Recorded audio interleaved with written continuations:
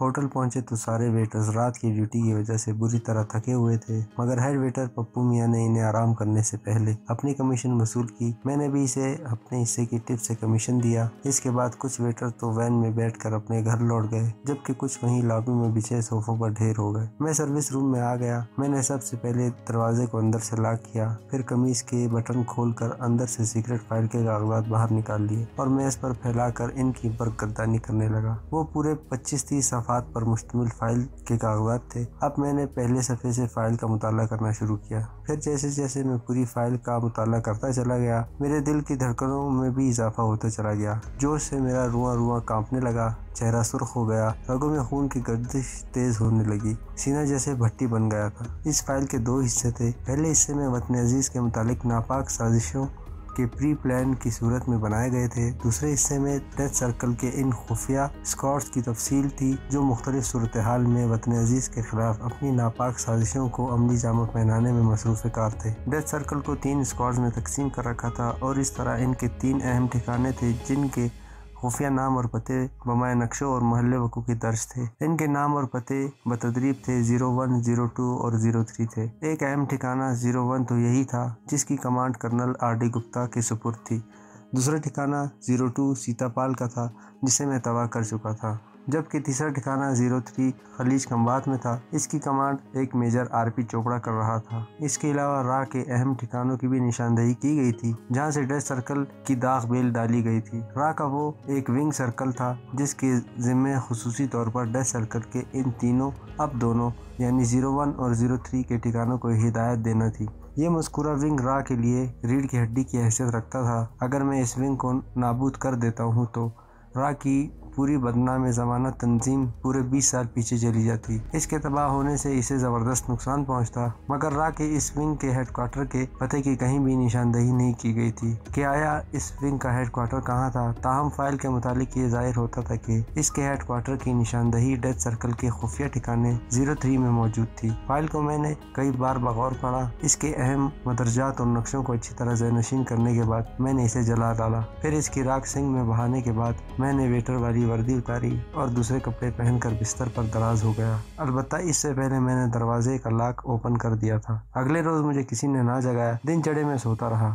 میری خود ہی آنکھ کھل گئی۔ میں نے دیکھا کمرے میں ایک دوسرے بیڈ پر شنکر بھی تھکا بے سدھ لیٹا ہوا تھا۔ انٹرکام کا بزر گونجا۔ میں نے اٹھ کر ریسیور کان سے لگایا۔ ارے یار اشوک، کیا ابھی تک تیری نیند پوری نہیں ہوئی؟ دوسری طرف سے ہیڈ ویٹر پپو میاں نے دوستانہ آواز میں کہا۔ جی میں ابھی تیار ہو کے آتا ہوں، کل ذرا تھکاوٹ ہو گئی تھی۔ میں نے کہا ہاں اسی لیے میں نے تمہیں نہیں جگایا۔ اور ہاں کیا شنکر بھی وہیں موجود ہے؟ اس نے پوچھا۔ جی ہاں وہ بھی ادھر ہی لیٹا ہوا ہے۔ ٹھیک ہے اسے بھی اٹھا دو۔ Okay sir. اس کے بعد میں نے شنکر کو جگایا۔ ہم دونوں نہا دھو کر تیار ہوئے۔ اس کے بعد ہوٹل کے کچن میں جا کر کھانا کھایا اور پھر وردی پہن کر سیدھا کاؤنٹر پر آ گئے۔ ہیڈ ویٹر پپو میاں ہمیں کمروں کی سروس کے لیے نمبر سونپنے لگا۔ اس کے بعد میں اپنے معمول کے کاموں میں لگ گیا۔ میں نے کنکھیوں سے مینیجر موہن داس کے کمرے کی طرف دیکھا تو جو بند تھا۔ پوچھنے پر معلوم ہوا کہ وہ ابھی تک ڈیوٹی پر نہیں پہنچ سکا۔ میرے دل کو بے چینی نے آ لیا تھا۔ میرے ٹھٹکتے ہوئے دل میں سب سے پہلے جو خدشہ ابھرا تھا وہ یہی تھا کہ کہیں کمبخت مینیجر موہن داس میرے دیے ہوئے فرضی پتے کی کھوج نہ لگا رہا ہو۔ اگر میرا یہ جھوٹ کھل جاتا تو میں بڑی مشکل صورتحال سے دوچار ہو سکتا تھا، کیونکہ ڈیتھ سرکل کے 01 کی عمارت سے وہ سیکرٹ فائل اڑانے کے بعد میں اس وقت بہت خطرناک صورتحال سے گزر رہا تھا۔ اسی میں اگر مینیجر موہن داس میری طرف سے شک میں مبتلا ہو جاتا تو میں ٹارگٹ بن سکتا تھا۔ میرا اگلا قدم اب ڈیتھ سرکل کے اس ٹھکانے 01 کو کرنل گپتا سمیت تباہ اور برباد کرنے کا تھا، لیکن سب سے پہلے مجھے مینیجر موہن داس کا سامنا کرنا تھا۔ رہی بات یہ کہ گزشتہ شب میرا 01 سے وہ سیکرٹ فائل اڑانے کے بعد آیا کرنل گپتا کو کب علم ہونا تھا، یہ حالات پر منحصر تھا، مگر میں زیادہ دیر اس خوش فہمی میں نہیں پڑنا چاہتا تھا کہ کرنل گپتا کو اس اہم فائل کے 01 سے غائب ہونے کے کئی روز بعد تک معلوم نہ ہو سکے گا، کیونکہ سیکرٹ فائل ہی کی بنیاد پر وہ میرے وطن کے خلاف ناپاک سازشوں کے جال بن رہے تھے۔ اب اس کا غائب ہونے یا پھر تلف ہونے کے بعد انہیں دوبارہ یہ فائل نئے سرے سے ترتیب دینے میں کافی دن، ہفتے اور مہینے بھی لگ سکتے تھے۔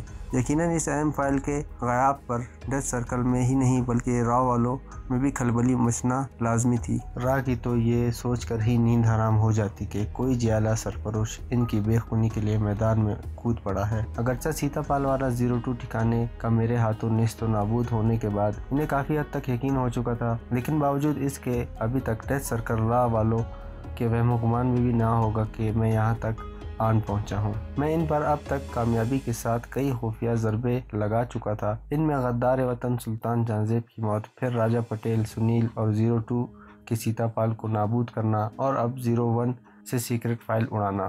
اب عنقریب میں کرنل گپتا کو اس کے ٹھکانے 01 سمیت نیست و نابود کرنے کا عزم رکھتا تھا۔ مجھے یہ کام بہت جلد نپٹانا تھا، اس کی پلاننگ مجھے آج رات ہی کرنی تھی، مگر میں ابھی مینیجر موہن داس کی طرف سے بری طرح خدشات اور پریشانی کا شکار تھا۔ یہی ایک واحد شخص تھا جو کسی بھی وقت میرے اس اہم ترین مشن کے سامنے سب سے بڑی رکاوٹ بن سکتا تھا۔ شام کے 6 بج گئے مگر مینیجر موہن داس نہ آیا۔ میں نے سرسری طور پر شنکر سے پوچھا، یار کیا بات ہے، آج مینیجر صاحب نہیں آئے؟ تمہیں کیوں چنتا ہو رہی ہے اس نامراد کی؟ اچھا ہی ہے نہیں آیا۔ شنکر نے خار کھائے لہجے میں کہا، وہ سب اس سے خار ہی تو کھاتے تھے، بس ویسے ہی، میں نے کان کھجاتے ہوئے کہا، اور پھر اپنے کام میں مگن ہو گیا۔ رات 10 بجے کے بعد میری ڈیوٹی آف ہونی تھی اور میں نے 10 بجے کے بعد ہی 01 کی طرف فیصلہ کن اور جنگی پیش قدمی کرنا تھی۔ میں تنہا تھا، اس لیے دشمن پر وار کرنے کی میری منصوبہ بندی بھی اس کے مطابق ہونی تھی۔ بوقت ضرورت مجھے دو بدو بھی لڑنا تھا، مگر دشمن کے خلاف میرا لائحہ عمل عموماً کمانڈو ایکشن میں ہی ہوتا تھا۔ ٹھیک 10 بجے جب میں کاؤنٹر پر شنکر کے ساتھ ہیڈ ویٹر پپو میاں سے باتوں میں مشغول تھا کہ اچانک میری نظر گلاس والے دروازے پر پڑی۔ دروازے پر نصب شیشے کے پار میری نظریں 3 عدد بھاری بھرکم اور چوڑے ٹائروں والی جیپوں پر پڑی۔ میں بری طرح چونک پڑا۔ تینوں جیپیں 01 کی وردی پوش مخصوص اہلکاروں کی تھی۔ وہ سب پھرتی کے ساتھ جیپوں سے کودے۔ کچھ اہلکار نے آنن پانن پورے ہوٹل کو گھیرے میں لے لیا، جبکہ باقی گنے سنبھالے دروازہ دھکیلتے ہوئے اندر داخل ہوئے۔ میری رگوں میں خون منجمد ہونے لگا۔ ہم تینوں ہی چونک پڑے۔ اسی وقت ان سارے ویٹرز کو اکٹھا کرو، جلدی، no question, it's emergency, hurry up mister, ایک لمبے دڑنکے اہلکار نے ہیڈ ویٹر پپو سے تہکمانہ لہجے میں کہا۔ پھر تو جیسے پورے ہوٹل میں کھلبلی مچ گئی۔ مجھے اور شنکر کو پہلے ہی پکڑ کر جیپ میں سوار کر لیا تھا۔ نصف گھنٹے کے اندر ان سارے ویٹرز کو آنن فانن گرفتار کر لیا جنہوں نے گزشتہ شب ڈیتھ سرکل 01 میں پارٹی سرو کی تھی۔ سارے ویٹرز اور ہوٹل کا عملہ حیران و پریشان تھا۔ کسی کو بھی کچھ پوچھنے کی سختی سے ممانعت تھی۔ میں خود سناٹے میں آ گیا کیونکہ اس افراتفری کا سبب میرے سوا اور کوئی نہیں جانتا تھا۔ تقریباً دھکڑ پکڑ سیکرٹ فائل کے غائب ہونے کا پتہ چلنے کے فوراً بعد ہی عمل میں لائی گئی تھی۔ اگرچہ پریشان میں بھی تھا، مگر مجھے کسی حد تک اطمینان بھی تھا کہ یہ میرا کچھ بھی نہیں بگاڑ سکتے، کیونکہ وہ فائل میں نے انتہائی رازداری کے ساتھ اڑائی تھی۔ دوسرا یہ کہ اب میں اس فائل کو جلا کر ہمیشہ کے لیے تلف کر چکا تھا۔ بعد میں مجھے پتہ چلا کہ ہوٹل کے ایک ایک کمرے کی اور ایک ایک گوشے کی تلاشی لی جا رہی تھی۔ بہرحال خطرہ میرے سر پر منڈلا رہا تھا۔ ہمیں جیپوں میں سوار کرنے کے بعد آندھی طوفان کی طرح ڈیتھ سرکل 01 کی عمارت کے ایک بڑے ہال کمرے میں لایا کر ایک قطار میں کھڑا کر دیا گیا۔ ہم ویٹرز کی تعداد کل 17 کے قریب تھی۔ ان میں ہیڈ ویٹر پپو میاں بھی شامل تھے۔ میرا دل انجانے خدشات کے مارے بری طرح دھڑک رہا تھا۔ نصف گھنٹے کے اندر ہوٹل کے مینیجر موہن داس اور مالک دھنپت رائے کو بھی وہاں بلا لیا گیا۔ انہیں البتہ ہمارے ساتھ قطار میں کھڑا کرنے کے بجائے کرسیوں پر بٹھا دیا گیا تھا۔ ہوٹل کا مالک دھنپت رائے ایک فربیہی مائل شخص تھا۔ وہ خاصا پریشان نظر آ رہا تھا۔ صورت سے وہ مجھے ڈرپوک نظر آ رہا تھا۔ اس کی آنکھیں نیم غنودگی سی نظر آ رہی تھی۔ اسے شاید گہری نیند سے بیدار کیا تھا، جبکہ اس کے برعکس مینیجر موہن داس بھی اگرچہ خاصا پریشان دکھائی دے رہا تھا، مگر اس کے چہرے پر گہری متانت آمیز پرسوچ خاموشی کے تاثرات نمایاں تھے۔ وہ وہاں کھڑے باری باری سارے ویٹرز کی حیران و پریشان چہرے کو بغور دیکھ رہا تھا، جبکہ میرے چہرے پر بار بار اس کی نظر اٹھ رہی تھی۔ حال کمرے میں اعصاب شکن خاموشی کا راج تھا۔ اندر 6-7 مسلح اہلکار نیم دائرے کی صورت میں چوکنا انداز میں مستعد کھڑے تھے۔ سب کو جیسے سام سونگ گیا تھا۔ کسی کو بھی ابھی تک کچھ پوچھنے کی جرات نہیں ہوئی تھی کہ آخر یہ معاملہ کیا ہے۔ ذرا دیر بعد کرنل گپتا اپنے 2 مسلح اہلکاروں کے ساتھ اندر داخل ہوا۔ اسے دیکھ کر نہ جانے کیوں میری رگوں میں خون کی گردش یکلخت تیز ہونے لگی تھی۔ گپتا، یہ سب کیا ہے؟ خیریت تو ہے نا؟ کچھ تو بتاؤ یار، میں تو تمہارا دوست ہوں۔ کرنل گپتا के अंदर दाखिल होते ही होटल के मालिक धनपत राय ने कहा, और वो शायद परेशान कुन अंदाज में खड़े होकर अपने दोस्त कर्नल गुप्ता को मुखातिब करके बोला, धनपत राय, तुम्हारे वेटर्स के बहरूप में एक गैर मुल्की जासूस हमारे ठिकाने में दाखिल हुआ है। कर्नल गुप्ता की आवाज़ खासी गूंजदार थी। वो अपने सामने खड़े वेटर्स के एक एक चेहरे को बगौर तके जा रहा था। इसकी बात पर धनपत राय के चेहरे का रंग यकदम पीला पड़ गया। वो कुछ कहना चाहता था, मगर अपनी जेब से रुमाल को निकालकर अपनी दूर की फैलती हुई पेशानी नुमा गंज पर पसीने की बूंदों को पोंछते हुए वापस अपनी जगह पर बैठ गया। अब तो मेरी तरह दीगर वेटर्स की भी हालत कर्नल गुप्ता के इस चौंका देने वाले इंकशाफ पर गैर होने लगी थी। मगर गुप्ता, ये कैसे हो सकता है? मेरे होटल का हर आदमी काबिल एतबार और मुहिब्बे वतन है, और ये तो पहले भी तुम लोगों की खिदमत करते रहे हैं। बिलाखिर धनपत राय से ना रहा गया। मैनेजर, कर्नल गुप्ता ने अपने दोस्त की बात सुनी अनसुनी करते हुए इससे मुखातिब हुआ। तो मैनेजर मोहनदास यकदम खड़ा होकर मुअद्दबाना बोला, यस सर। तुमने कोई नया वेटर या आदमी भर्ती किया था? कर्नल गुप्ता ने तेज लहजे में इससे पूछा, और मेरी कनपटियां सनसनाने लगी। इसके इस्तफसार पर इसने पहले मेरी तरफ देखा और फिर शायद सूरत हाल की खतरनाकी को भांपते हुए इसने अपनी जान छुड़ाते हुए हमारे साथ खड़े हेड वेटर पप्पू की तरफ देखकर इससे मुखातिब हुआ, पप्पू, तुमने पिछले दिनों किसी आदमी को भर्ती किया? पप्पू मियाँ के पसीने छूटने लगे।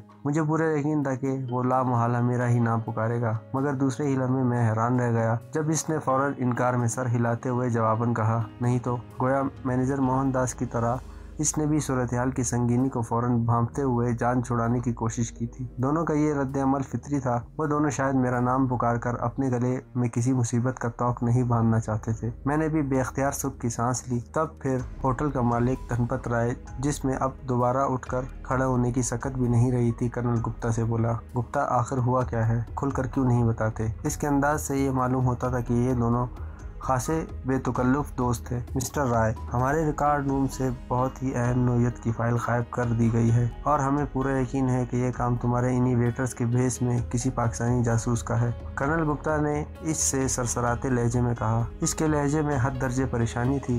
वो अब तक हम लोगों के एक एक चेहरे को खा जाने वाली नज़रों से घूर रहा था। क्या ज़रूरी है कि ये चोरी मेरे आदमियों में से किसी ने की हो? धनपत राय ने अपने दिफा करने की कोशिश की। नहीं धनपत राय, नहीं। कर्नल गुप्ता शोला अफशा लहजे में बोला, मेरी इजाज़त के बगैर एक परिंदा भी यहाँ पर मारने की जरूरत नहीं कर सकता। तुम अब खामोश बैठे देखते जाओ कि मैं चोर को कैसे पकड़ता हूँ। कर्नल गुप्ता ने आखिर में इसरार भरे लहजे में कहा, और मुझे इसके यकीन भरे लहजे पर अपनी रीढ़ की हड्डी में मौत की सरसराहट सी महसूस होने लगी। फिंगरप्रिंट्स स्कैनर लाओ, इसने गूंजदार आवाज़ में अपने एक एहलकार से कहा, और मेरी रगों में लहू मुंजमिद होने लगा। मुझे अब अपनी यकीनी और इबरतनाक मौत साफ नजर आने लगी थी। मेरे फिंगरप्रिंट्स ये लोग अपने रिकॉर्ड रूम के दराजों से हासिल कर चुके होंगे। अब महज मुआवजा करना ही बाकी था। मैं भी अब अल्लाह को याद करके तन बतकदीर हो गया। फिंगरप्रिंट्स स्कैनर और केमिकल बॉक्स लाया गया। फिर बारी बारी सारे वेटर्स के फिंगरप्रिंट्स लिए जाने लगे, और वहीं खड़े खड़े दो एहलकार इनका मुआयना करते,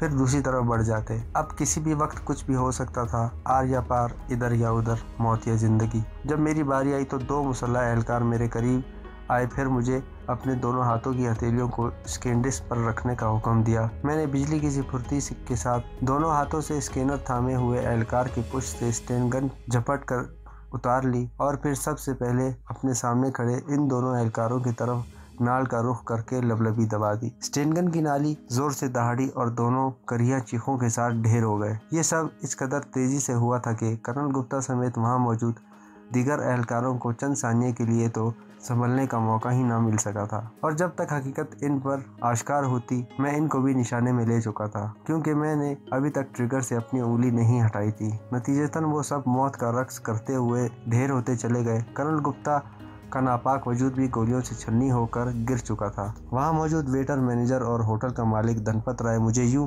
दहशतज़दा नज़रों से देखने लगा था जैसे मैं कोई खूंखार भेड़िया था। मैंने चश्मज़द में एक एहलकार की लाश से गोलियों की बेल्ट उतारी, और मैंने चंद हैंड ग्रेनेड जेब में डाले, एक हाथ में पकड़ा और बाहर को दौड़ा। राहदारी में आया तो अकब में भारी बूटों की धमक सुनाई दी।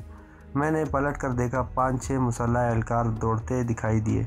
मैंने इन्हें संभलने का भी मौका न दिया। हाथ में पकड़े हुए हैंड ग्रेनेड की दांतों से पिन निकालकर इन पर उछाल दिया और खुद चिकने फर्श पर लेट गया। एक समार चिकन धमाका हुआ اور کئی دل خراش چیخیں ابھری۔ میں اٹھ کر ریکارڈ روم کی طرف دوڑا، جیب سے باقی ماندہ ہینڈ گریڈ نکال کر دانتوں سے ان کی پنیں کھینچی اور اندر اچھال دیے۔ خود آندھی طوفان کی طرح دوڑتا ہوا عمارت سے باہر آ گیا۔ میرے عقب میں کئی پے در پے دھماکے ہونے لگے۔ میں رکا نہیں، تاریک جنگل میں ایک طرف دوڑتا چلا گیا۔ ذرا دور جا کر عقب میں دیکھا تو ہوٹل کا سارا عملہ چیختا چلاتا بدحواسی کے عالم میں دوڑتا ہوا عمارت سے باہر کو دوڑ رہا تھا۔ عمارت نے دھڑا دھڑ آگ پکڑ لی تھی۔ میں نے دشمن کا دوسرا ٹھکانہ ڈیتھ سرکل 02 کے بعد 01 کو بھی تباہ کر ڈالا تھا۔ پھر میں رکا نہیں، میں نے اسٹین گن وہی جنگل میں پھینکی اور جتنا تیز دوڑ سکتا تھا دوڑتا چلا گیا، میرا رخ سڑک کی جانب۔